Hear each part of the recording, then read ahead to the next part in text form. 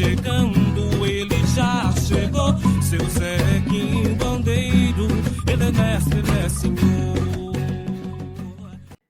Olá, meus amores! Eu sou Milene Sintra e hoje eu venho apresentar para você mais um programa A Voz de Exu. Hoje eu quero falar sobre seres interdimensionais e, claro, a relação deles com a Umbanda. Eu imagino que vocês estão aí se perguntando o que significam seres interdimensionais. Extremamente curioso, não é mesmo? Pois é. E o que a Umbanda tem a ver com isso? Hoje nós vamos descobrir. Hoje eu estou aqui com uma convidada fantástica, Angélica Lira, que é espiritualista e especialista em assuntos interdimensionais. Ela fala sobre seres, ela fala sobre a vida lá fora, ela fala sobre contatos extraterrestres. E eu imagino que vocês já estão aí curiosos para conhecer essa personagem, não é mesmo? Está aqui, seja bem-vinda, Obrigada, Angélica. Milene. Como sempre, né? É tão gostoso conversar com você. Ai, meu amor, Já obrigada. no particular, imagina aqui a gente podendo dividir um pouco mais o nosso conhecimento também, né? Não é, seja muito bem-vinda ao Obrigada. programa. Eu gostaria muito que você se apresentasse para o Uhum. público e contasse um pouco da tua história. Então, eu sou a Angélica Lira e sou mais uma das pessoas que foram despertas aí já um pouquinho mais com uma idade avançada, eu diria, porque na realidade a gente passa por alguns momentos na vida, né?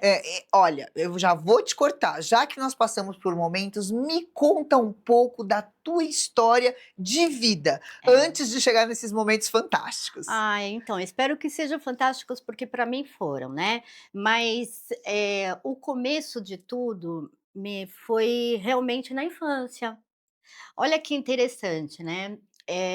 Eu não tenho fotos como quando criança, quando bebê, nada. Tá.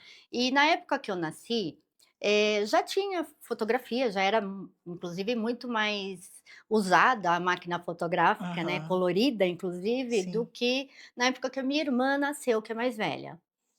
Porém, eu comecei a achar muito estranho depois de 2020, mais ou menos, quando eu comecei a me desenvolver na espiritualidade, eu fui buscar mapa astral, coisas do começo mesmo de espiritualidade, né? Mesas radiônicas, essas coisas, Hum. reiki, né? Eu sou mestre em reiki. Então eu fui atrás dessas coisas e eu falei, nossa, eu vou fazer meu mapa astral.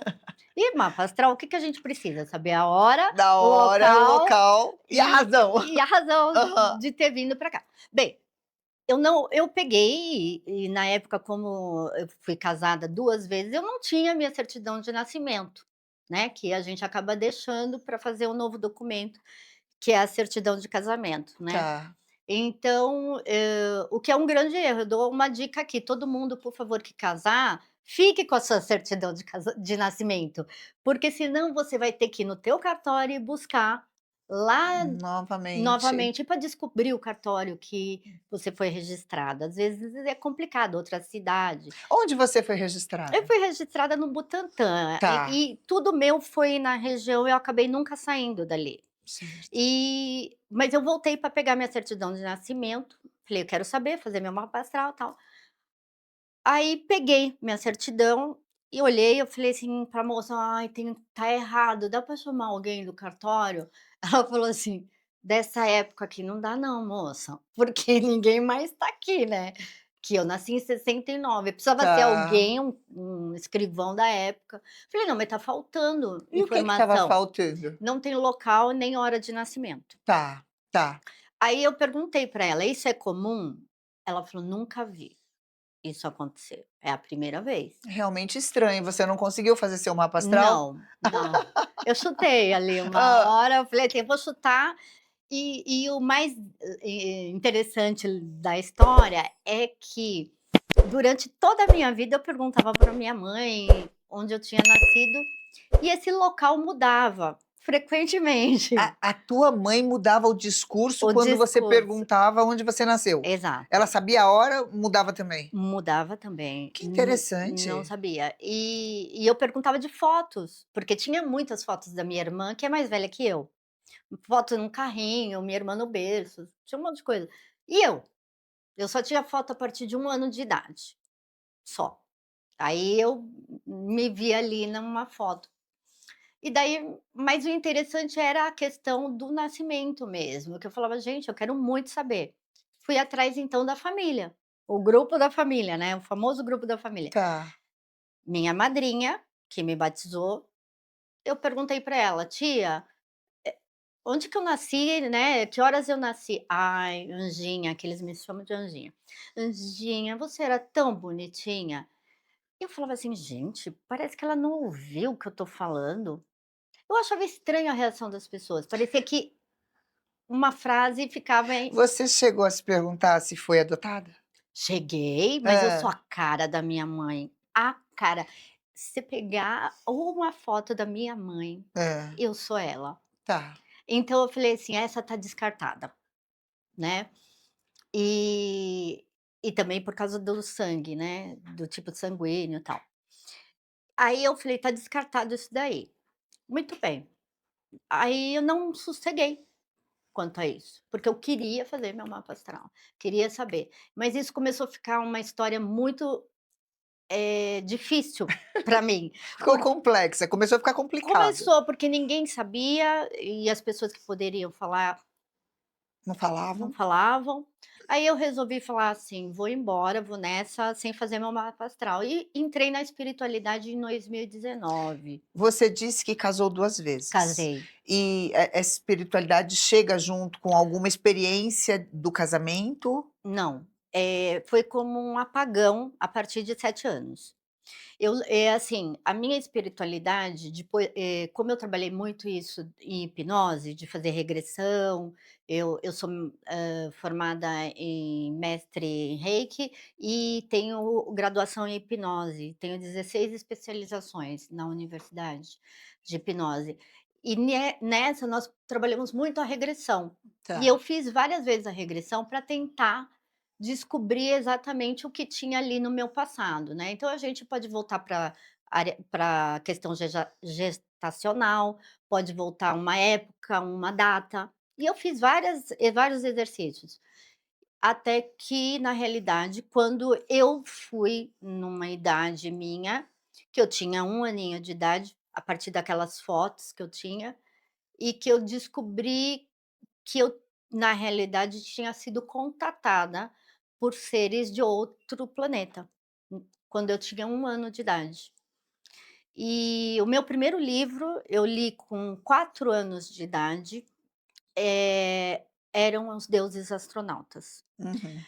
E todo mundo perguntava como era o meu livro de cabeceira, e todo mundo falava: "Gente, a menina começou a ler o livro Eram os Deuses Astronautas". Não sei, aquilo para mim fazia todo sentido.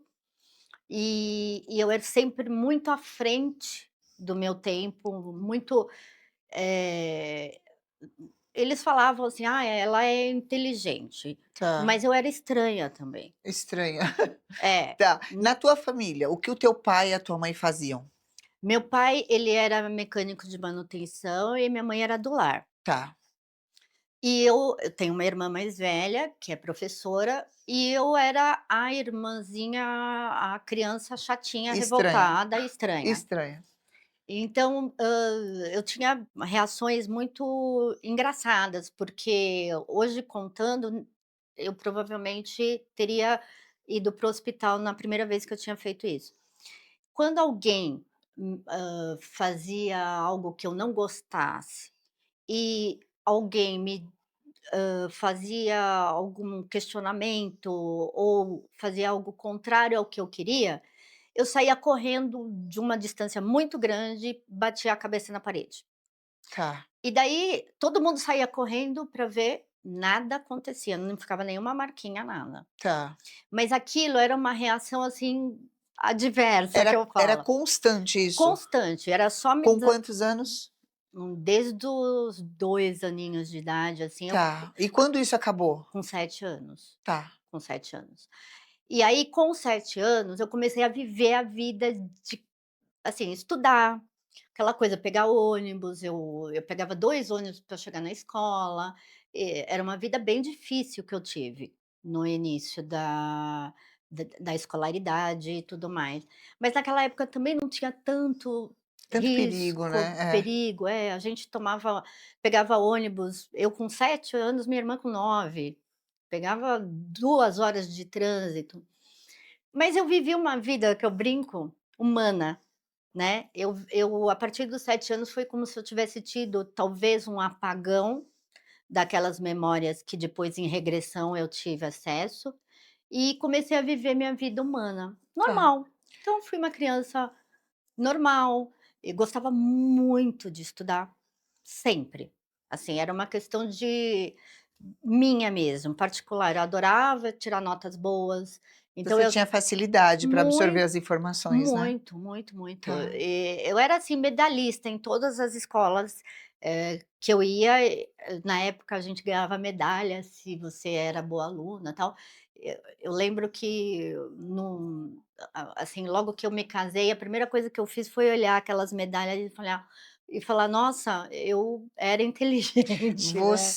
Você disse que a sua vida foi estranha até os 7 anos, Foi. aí nos 7 anos você começa a viver uma realidade humana e Humana vai até o tua adolescência, teu até casar, casamento, até o primeiro ou até o segundo casamento? até o primeiro casamento. Até o primeiro Até o primeiro, casamento. E o é. que que aconteceu de diferente nessa época? Então, eu sempre fui uma pessoa mal compreendida, né, assim, como mulher, eu sempre tive, reações de luta, sempre por justiça, né. Então essa questão da justiça sempre falava: "Ai, porque você é escorpiana", justo 11 do 11 ainda, né. Então assim, uma escorpiana de 11 do De 11 11. do 11 sem hora de nascimento. Senhora de nascimento e baixinha de 1,50 m, Hã. ninguém queria enfrentar. Mas na realidade não era, isso fazia parte da minha personalidade. Da sua guerra. É, eu lutava por justiça de todo mundo, menos minha. Eu não percebi que eu era muito justiceira, tipo mesmo Marvel aí, né, É. uma super heroína dos outros.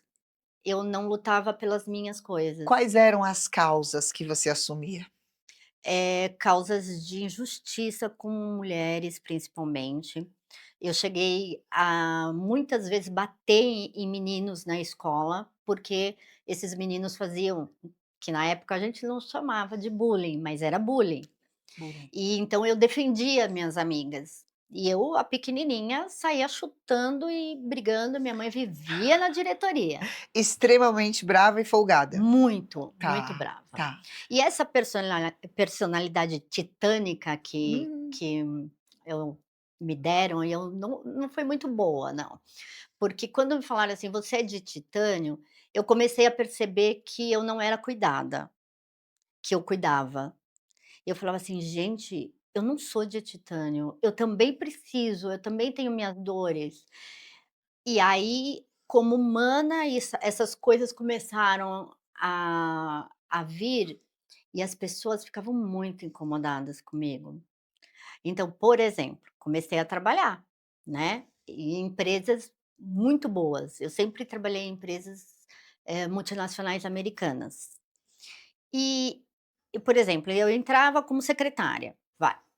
De repente eu já era uma assistente de um departamento importante. Eu subia muito rápido nas empresas, mas Hum. também era mandada embora muito rápido, porque eu não tinha eu batia muito de frente. Você acha que você precisava ser mais flexível naquele momento e você era Uhum. extremamente resistente? Eu era a guerreira, Tá, então não sempre a guerreira. sempre a guerreira.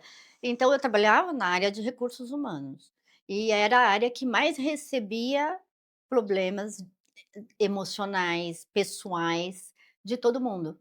Então, quando havia aquela coisa da política das empresas, que é: "Ah, essa pessoa está dando trabalho ou tirou nota baixa numa avaliação de desempenho, vamos mandar embora", eu ia bater boca. Tá, Eu ia falar: "Mas gente, era a ela primeira. ela está passando por esse problema". Então assim, né, eu era meio advogada de todos as pessoas que precisavam e que eu sabia que tinha necessidade luta por elas, porque ninguém ouvia. Empresa é número, É número. e eu nunca vi as pessoas como número. E daí eu ia em desencontro a essas empresas.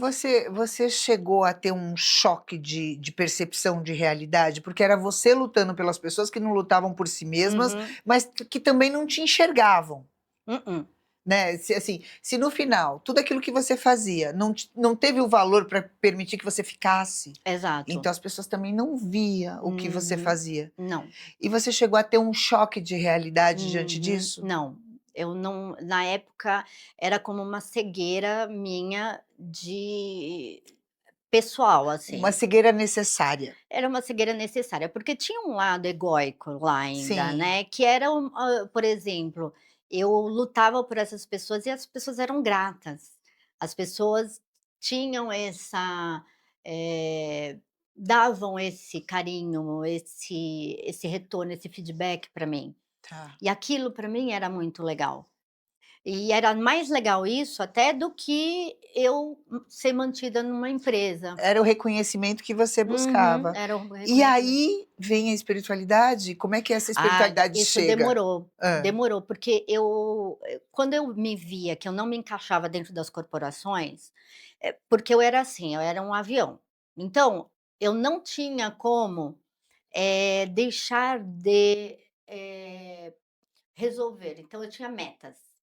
E eu era uma pessoa muito focada em budget, metas, resolução, embora eu também protegia todas essas pessoas que necessitavam. Então, de certa maneira, eu era sempre mantida nas empresas por resultados que eu tinha. Então, eu eu não tinha dificuldade de arrumar emprego. Uhum. Eu saía das empresas porque geralmente meus chefes se incomodavam comigo, Tá. todas as vezes. Eu chegava e mostrava um serviço e às vezes a pessoa não tinha chegado ainda naquele patamar de conhecimento, precisava de mais tempo, eu passava e mostrava resultado, resultado. Aham. Aí aquele que ainda não alcançou, geralmente era meu chefe, minha chefe, e eu não esperava, Milene, eu ia passando para fazer o resultado. Você atropelava Aham, porque você queria o resultado. uhum, E sempre defendendo todo mundo e tocando, né, o o barco, terror, o terror. tocando terror, Hã. literalmente. E até que Isso virou uma constante. Aí, o que aconteceu? Eu casei, ainda trabalhava numa empresa, eu casei e daí eu tive um foco mudado. Aí a maternidade me abraçou. E tudo aquilo que era minha luta virou cuidar da minha filha, a minha primeira filha. hum, E foi muito complicado, porque foi uma gestação muito difícil. Eu tive muito problema de saúde, então eu tive que ser afastada da empresa, eu fiquei um ano fora da empresa, porque era, necessário eu me afastar por causa da gestação. E aí, quando eu me tornei mãe, eu virei obcecada pela minha filha, assim, de cuidados, e esqueci do mundo, era eu e ela. E aí aquele ser que veio ali para mim era tudo que eu precisava para doar o maior amor que eu tinha na vida, que eu estava doando para todo mundo. sei. Então você entendeu que a tua luta, estava compensando uma falta. Exato, E aí sempre você encontrou eu isso na encontrei. tua filha. É, mas não foi algo, saudável. Eu Tá. acredito, hoje eu já sei, porque depois de tanto tratamento, terapias e hipnoses e indo em centro e terreiros, a gente acaba se desenvolvendo muito e o autoconhecimento, olhando para dentro, né, Uhum. coisa que eu não fazia. E aí você viu que você tinha adoecido. Eu tinha adoecido. Eu tinha Tá. adoecido a matéria, a mente, né, estava tudo doente. Uhum. Eu tinha engordado 50 quilos na minha primeira gestação. E aí o casamento ficou em segundo plano, né. Eu tinha um casamento maravilhoso, um pai maravilhoso, e Só que, sabe aquele todo mundo olhava e falava família Doriana, né, que era perfeita, e na realidade não era, porque eu estava sufocando a minha filha, para ela crescer, né, e lutava muito, porque era uma escola muito tradicional, e então eu tinha que estar muito presente. Então eu ficava dentro da escola, eu era mãe representante, eu A era escola da tua da filha minha era uma escola filha, muito tradicional. E muito. aí você se envolveu naquelas questões da tua filha e sempre sufocando a tua filha. Sufocando ela, me sufocando, sufocando as pessoas, professores, Tá, mas, eh, eu praticamente eu não enxergava tudo isso, tá. né. E quando foi que você despertou e entendeu o que estava acontecendo ou pediu ajuda? O que que aconteceu? Quando eu terminei meu primeiro casamento, por causa dessa ausência, como porque sempre fica faltando alguma coisa, né. Uhum. Então eu me tornei 90% mãe, e eu trabalhava na época, eu abri uma empresa e também me dedicava a ela, e acabei deixando faltar um pouco o casamento, e desequilibrou tudo. Tá, E aí que eu vi que tinha tudo desandado, né, tá. quando houve essa perda de um relacionamento de 21 anos, né, Nossa, bastante, hein? bastante. E eu com 2 filhos pequenos. Ah, e teve o segundo filho. Daí eu tive o Conta segundo. o segundo filho, como é que foi essa gestação? Muito complicada, Também, mais complicada. mais que a É, a primeira? primeira filha nasceu de 8 meses, porque eu tive um desenvolvimento metabólico de pedra no rim. É metabólico. Na gestação, se eu engravidasse hoje, que já não precisa mais, amém, porque 2 filhos já muito bom, eh, eu ia ter cada vez filho mais cedo, então Ah, por tá. causa de pedra no rim. É só na gestação que o meu metabolismo faz o cálcio virar cálculo. Você disse que aí você estava com 2 filhos, você 2. encerrou o casamento. Aham. E quando esse casamento, né, terminou, como é que foi para você? O que que aconteceu? O que que mudou na tua cabeça? Então, foi algo assim, meu mundo caiu, né. Ah, Eu me vi completamente sem estrutura, de nada, com 2 filhos pequenos, e daí eu olhei para trás e não tinha mais trabalho, não tinha mais, o suporte financeiro que eu tinha antes, e que eu tinha que começar algo do zero de novo.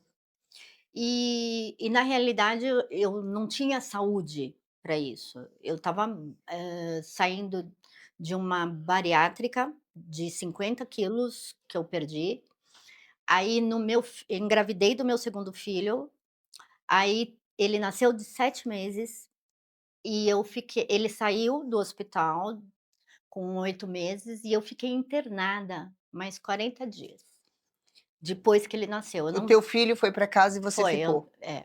Nossa. E foi barra, porque eu quase morri.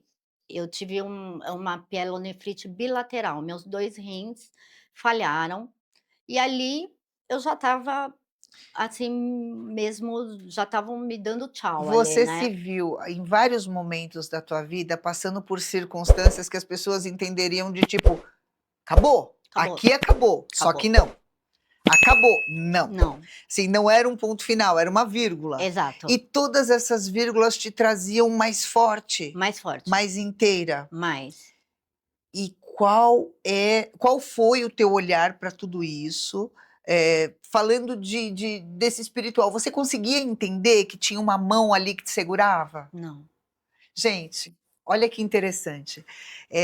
Situações que nós passamos o tempo todo na vida, a gente vive pedindo por um milagre, o milagre está ali, porque tantas dores e tantas mudanças e tantas circunstâncias, e a gente continua achando que não, que nada aconteceu, que não tem uma mão que segura, né, que uhum, segura a tua mão, que te sustenta, que te dá força. Olha a espiritualidade agindo o tempo todo em silêncio. Você precisa pedir para a espiritualidade se provar. E a espiritualidade o tempo todo se prova sem te pedir nada. exato. Olha a generosidade desse universo. É muito lindo E isso. continua, me conta, até Então, eu falo que eu morri várias vezes, né, ah, e foram situações mesmo de quase morte, né. Eu tive acho que 4 EQMs já.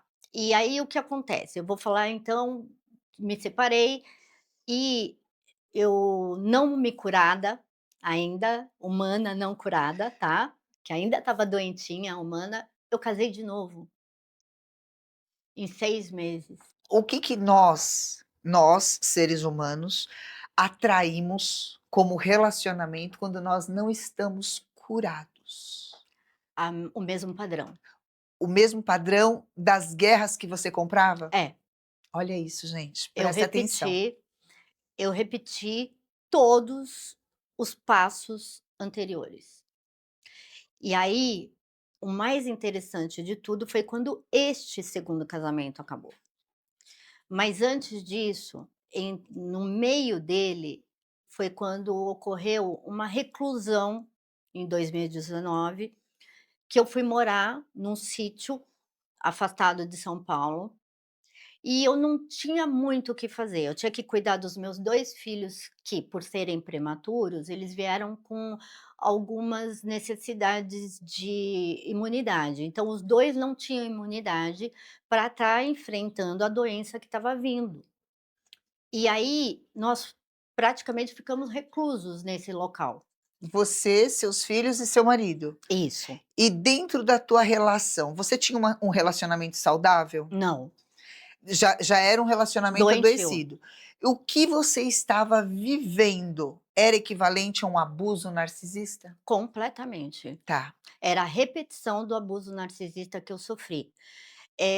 Com padrões mais fortes, tá. porque quando você vai doente para um outro relacionamento, você vai mais, aberta e mais doente, Você vai como uma vítima mais frágil. muito mais, porque você não se curou. Tá. Então, existem várias atitudes narcisistas que são utilizadas pelo pelos homens conosco durante os relacionamentos. Então, temos lá, vai, o abuso patrimonial, temos o abuso físico, temos o abuso, de Psicológico, psicológico, né, emocional. o emocional, a dependência emocional. Sim, E tudo isso, até mesmo hoje eu sei que a síndrome de Estocolmo existe dentro do relacionamento narcisista. sim. Você vive aquela prisão e não consegue sair. Sim. Mas essa época nesse local, alguma coisa que estava lá já tinha começado a me chamar, que chama-se espiritualidade. Tá, então você estava vivendo uma fase pandemia, num sítio isolada com seus filhos, com seu marido, e você começou a perceber que a espiritualidade já estava ali lhe chamando. E como é que a espiritualidade se mostrava para você? Bem, começou a se mostrar por algo inacreditável, que eu falo assim: tudo que é muito mágico tem mão de espiritualidade.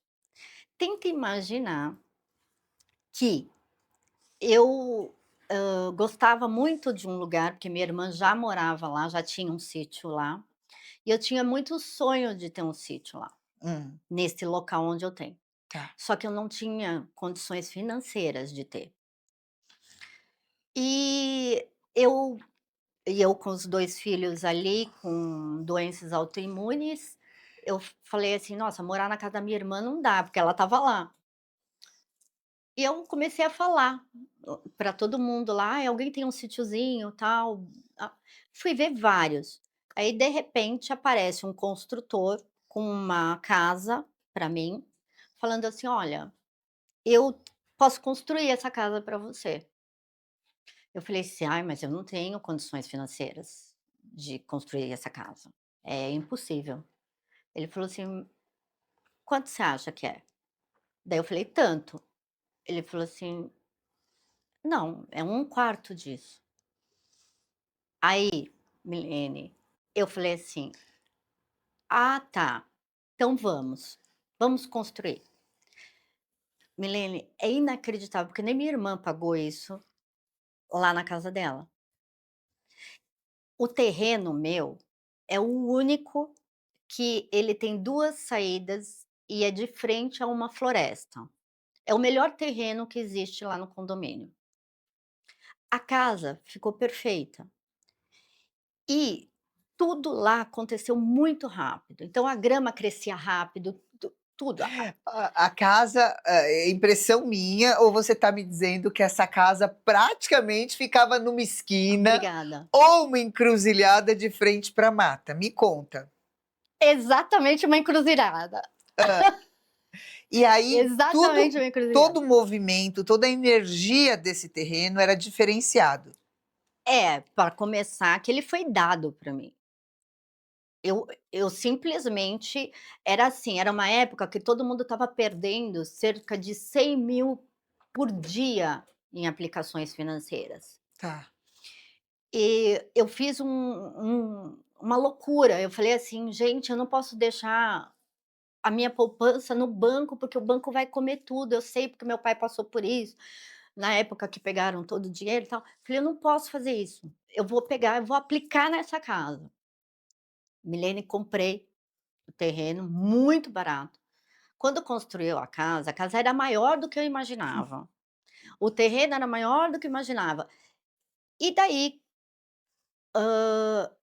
aquele terreno e aquela casa hoje vale 5 vezes o valor que eu paguei. Ótimo, ótimo. Eu fiquei lá 2 anos com ela montando. E eu montei essa casa com tudo de segunda mão. Eu ficava comprando móveis, usados, porque tinha muitas pessoas se desfazendo de muita Nossa, foi coisa. uma terapia na pandemia, né? Foi. Então eu comecei a fazer isso, Tá. sabe. E essa casa, esse terreno, essa construção, esse lugar, começou a conversar com você? Ele começou a ter vida própria. Tá. Eh, por exemplo, cada quadro que eu comprava, depois eu ia ver, ele era réplica de um quadro famoso, que vale muito, só que eu comprei por R$ 50. Uhum. Eu tenho um Louvre nesse sítio, é um mini Louvre. Você entra, tem uma parede de 6 metros de altura por 10 de comprimento só de quadro, e de esculturas. Todas eu comprei de pessoas em regiões da Jardim Europa, que estavam vendendo essas peças por R$ 100, 50. Os quadros eu paguei 20, 30. Tá. E qual foi o diferencial de ter vivido nesse lugar? O que que começou a acontecer nessa Eu região? comecei a ter a noção de que a natureza tinha vida própria, Hum.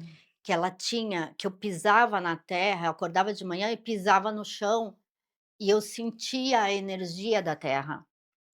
E isso tudo começou a me levar em busca da espiritualidade, porque eu olhava aquela beleza, e não era uma beleza que eu vivia aqui. Era um pôr do sol, era o sol, apagava às vezes a luz, não tinha energia, eu olhava para o céu, eram todas as estrelas brilhando, e eu falava: "Gente, esse mundo é enorme, não pode ser só nós aqui". E aí, o que que começou a acontecer ali? Então, eu dormia e tinha projeções astrais. Hoje eu sei que são projeções astrais. Eu comecei a sair do meu corpo lá e visitar lugares fora do planeta.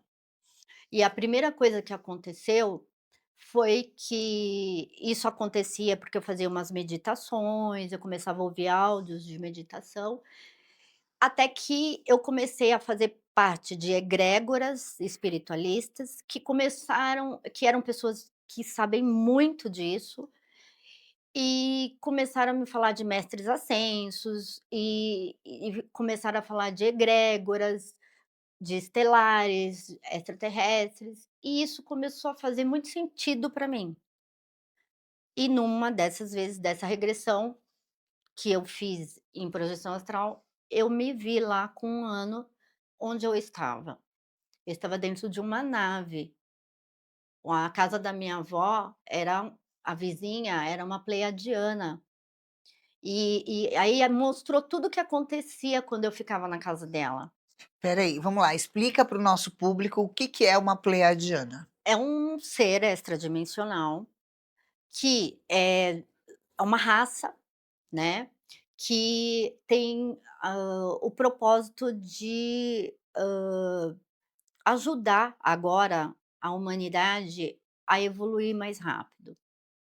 Mas é uma raça dentro de um planeta, das estrelas das Pleiades, né, que, como nós, Tá, então a sua vizinha que cuidou de você, ela vinha de um outro de um planeta. outro planeta. E você chegou a entender por que que ela estava cuidando de você? Sim, eu via tudo que ela me ensinava.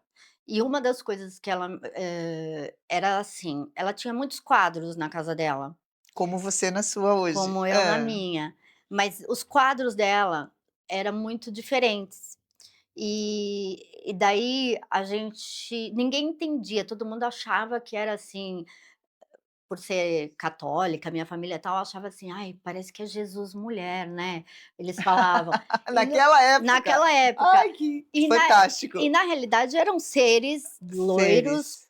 com barba, sem barba, com olhos azuis puxados, e eu lembro desses seres saírem dos quadros e virem me dar aulas de várias coisas, de ensinar tecnologias para mim.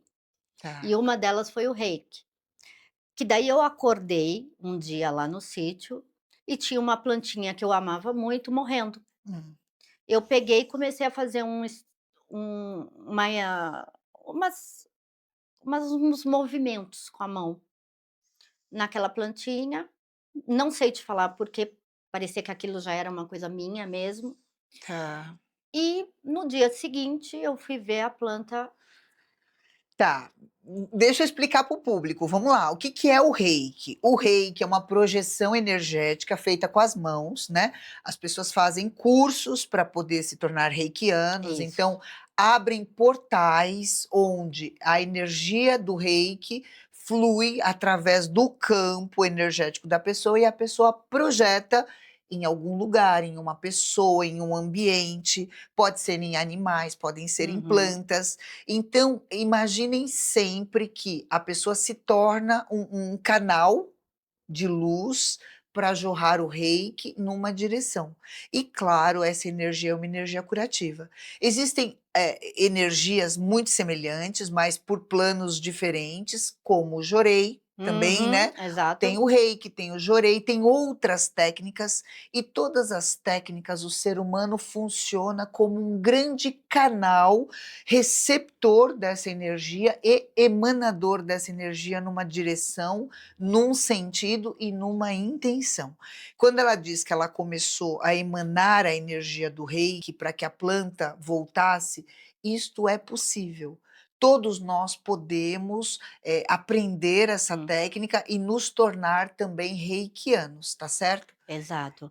E o reiki veio antes de eu estudar.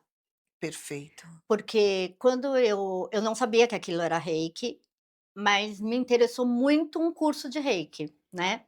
E eu fui fazer o curso de reiki, e daí me tornei mestre em reiki, e aí eu entendi que eu já tinha recebido reiki. E Você reconheceu a energia, porque reconheci. você já tinha experimentado essa energia em E um outro e momento. os códigos também, eu fazia os Perfeito. códigos já, e eu não, assim, nunca tinha estudado, né. E aquilo começou a abrir portais, como você falou.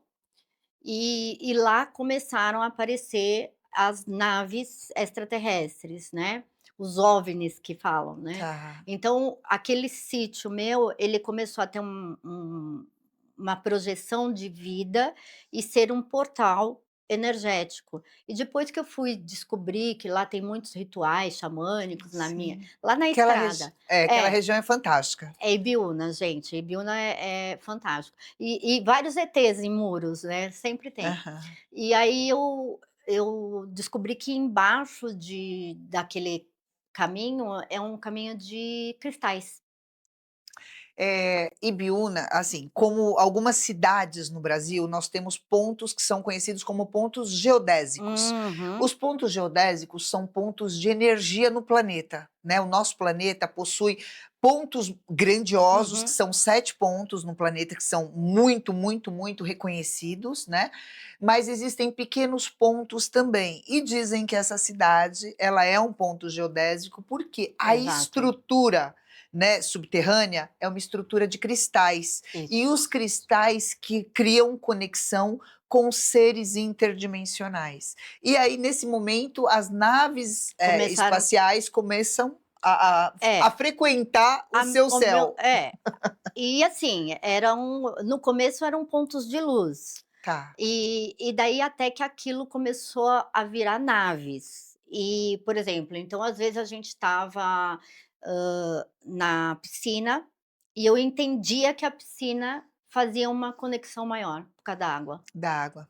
Tá. Então eu chamava, né, eu já era uma contatada, eu já tinha telepatia, eu já via eles já falavam comigo, davam orientações. O que que eles diziam para você? Você falou da Aham, piscina, a água é condutora, isso, energética, né, e amplia também, a água tem o poder de ampliar, as capacidades magnéticas, ou seja, o contato é ampliado pela água. E o que que eles diziam para você? O que eles comunicavam nesses contatos? então, eu fiz parte de muitos grupos de pessoas contatadas, né, e daí eu comecei a trabalhar com isso através da hipnose, né. Eu fui fazer hipnose lá com um hipnólogo lá no sítio, me arranjaram um hipnólogo lá, né. E quando eu fui fazer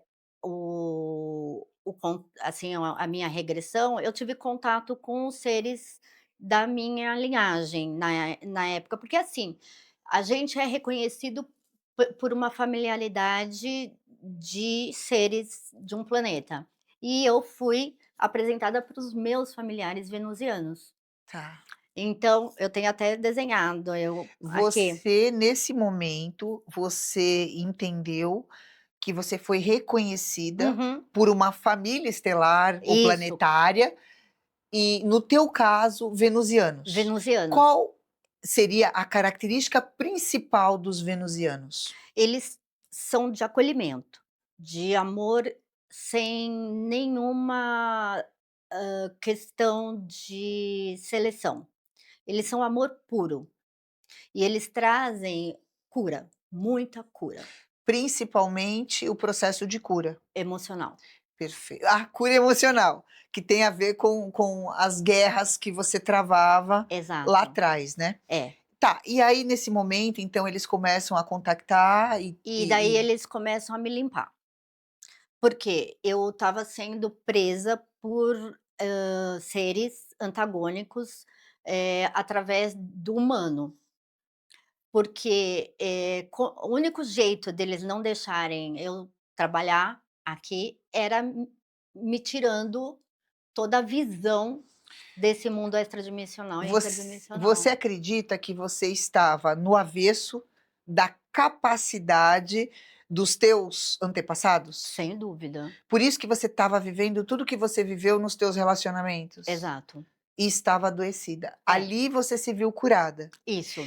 E aí, a partir do momento que você foi curada, o que mais aconteceu? Eles também encerraram o ciclo do que você estava vivendo? É, foi um começo de processo de cura, porque na realidade eu precisei curar outras pessoas primeiro, através de hipnose, de contato, porque a gente vem com missões, então eu vim primeiramente com a missão de recrutar contatados Uhum. para essa fase de transição planetária. E foi através da hipnose extrafísica que eu fiz isso. Então eu atendi cerca de 250 pessoas, mais ou menos, que tiveram contato com seus familiares estelares. Qual foi, assim, o caso que te chamou mais atenção? Ai, tem um que eu tenho muito carinho, todos me chamam a atenção, porque quando eles entram em contato com, seus familiares, é muita emoção, e é difícil quem está controlando a hipnose também não se emocionar. Principalmente eu que vejo quem está lá do outro lado e ouço o que eles estão falando. Hum, E eles são, é de um amor que não tem aqui, o ser humano não conhece. Não tem um sentimento ou vários sentimentos que descrevem o acolhimento desse nível de amor que esses seres têm por nós, certo. que são nossa linhagem, nossos antepassados passados, não, e depende, nós podemos ter sido ou somos, não tem tempo para eles. Então, Não tem tempo, não tem apego, não tem nada, não tem expectativa naquilo que eles te oferecem, eles só doam só o que dou. tem para dar. É. Você conseguiria comparar, estes seres, né, Uhum. com os guias de Umbanda? Todos. Me conta, então agora a gente vai entrar nesse caminho, como É. foi que isso aconteceu? É, eu só vou fechar aquele ali com uma experiência que você me perguntou, muito especial, e eu espero que ele esteja ouvindo. É um rapaz que eu encontrei fora do país, e ele me contatou muito jovem.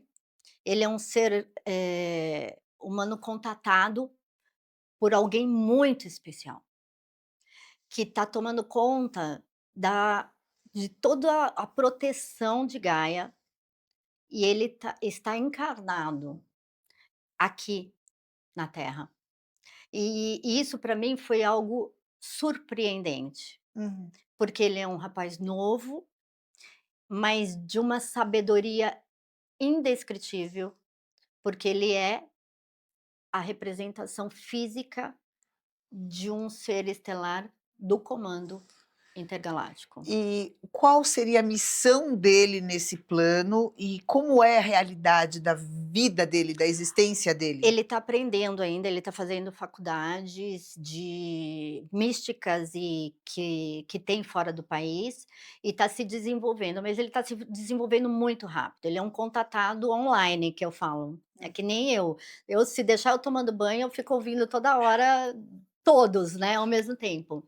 E ele está se desenvolvendo bastante rápido nisso, e a gente troca muito informação do que vai acontecer, dos planos extraterrestres com Gaia, e tem muita novidade Quais são os planos dele com o para Banda. com a realidade humana e quais seriam os planos de Gaia para com ele? Você pode contar para gente? Então, o plano dos estelares, dos interdimensionais para nós, hoje, está muito claro, que eles precisam estar fisicamente aqui, só que eles não podem estar fisicamente aqui.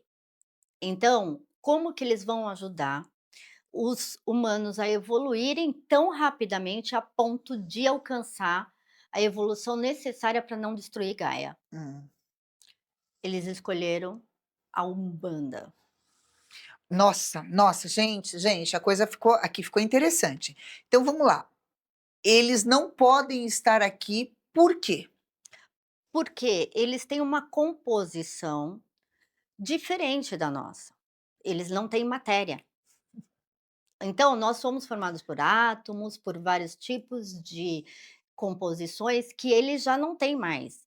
Vamos falar assim, eles são consciências hoje. Consciências. E essas consciências, como nossos guias e entidades e tudo mais, mentores, eles não precisam ter uma roupagem, mas eles vêm com uma roupagem para ajudar o ser humano. Olha a generosidade. Gente, vamos lá, mais uma coisa, Gaia.